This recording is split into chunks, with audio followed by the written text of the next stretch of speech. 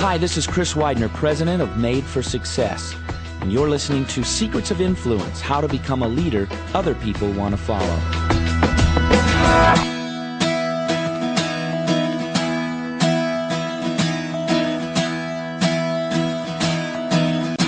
Your success as a leader, in fact, I would say your success in all of life, depends on your ability to influence other people. So let's define the word influence. First of all, influence is the ability to change other people's thoughts, beliefs, or actions. So let's go back to that first statement that I made. Your success as a leader, in fact, in all of your life, depends on your ability to influence. The fundamental ability to influence other people is one of the most predominant abilities that you're going to need to master if you want to become a great leader. In fact, if you want to succeed in any area of your life. So let's think about that.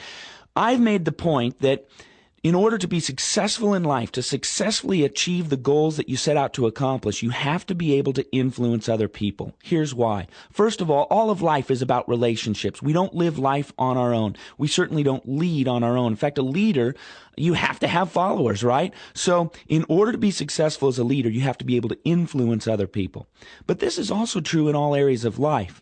Let's think about a baby. When a baby is hungry, a baby has to influence the parents to give it some milk, give it some food. How do they do this? Well, they do it in a lot of different ways, but the first way that they learn to do it is they learn to do it by screaming and crying, letting out some yells, and that says, hey, I need some food. And of course, the parents then change their actions and they stop doing what they're doing. They go off and they feed the baby. As a child, children have to learn how to influence their teachers. They have to learn how to influence their parents in order to get the things that they're looking for. I certainly, having 4 kids, have understood the secrets of influence from my children because they're always trying to get me to do something. They're always trying to get me to change my thoughts, beliefs, or actions. And so they're always working on their ability to influence me and as well as other people. So now let's take a look at the teenagers. Well, let's give you a classic example. A boy falls in love with a girl. He wants to take her to prom. Well, what does he have to do? He has to have influence in her life.